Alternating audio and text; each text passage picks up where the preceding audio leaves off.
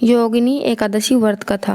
पौराणिक कथाओं के अनुसार स्वर्गधाम की अलकापुरी नामक नगरी में कुबेर नाम का एक राजा रहता था, जो कि परम शिव भक्त था और रोजाना नियमानुसार शिव जी का पूजन किया करता था।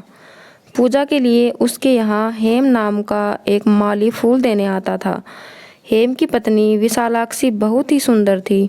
एक दिन वह मानसरोवर से पुष्प तो ले आया, लेकिन कामासक्त होने के कारण वह अपनी स्त्री से हास्य विनोद तथा रमण करने लगा। इधर राजा उसकी दोपहर तक राह देखता रहा। अंत में राजा कुबेर ने सेवकों को आज्ञा दी कि तुम लोग जाकर माली के न आने का कारण पता करो, क्योंकि वह अभी तक पुष्प लेकर नहीं आया। सेवकों ने कहा कि महाराज, वह पापी अतिकामी है, अपनी स्त्री के साथ हास्य विनोद और रमण कर रहा है। यह सुनकर कुबेर ने क्रोधित होकर उसे बुलाया।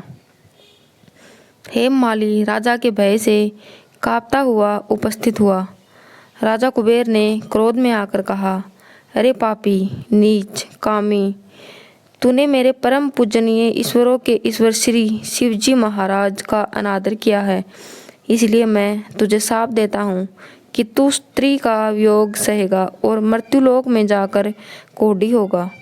कुबेर के शाप से हेममाली का स्वर्ग से पतन हो गया और वह उसी क्षण पृथ्वी पर गिर गया। भूतल पर आते ही उसके शरीर में श्वेत कोढ़ हो गया। उसकी स्त्री भी उसी समय अंतर्ध्यान हो गई। मृत्युलोक में आकर माली ने महान दुख भोगे। भयानक जंगल में जाकर बिना अन्न और जल के भटकता रहा। घूमते घूमते एक दिन वह मार्कंडेय ऋषि के आश्रम में पहुंच गया, जो ब्रह्मा से भी अधिक वृद्ध थे और जिनका आश्रम ब्रह्मा की सभा के समान लगता था।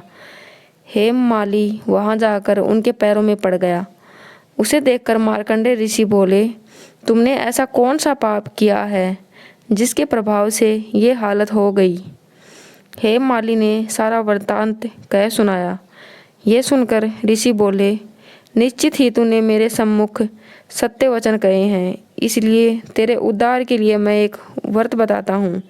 यदि तू आषाढ़ मास के कृष्ण पक्ष की योगिनी नामक एकादशी का विधि पूर्वक व्रत करेगा तो तेरे सब पाप नष्ट हो जाएंगे। ये सुनकर हेममाली ने अत्यंत प्रसन्न होकर मुनि को साष्टांग प्रणाम किया।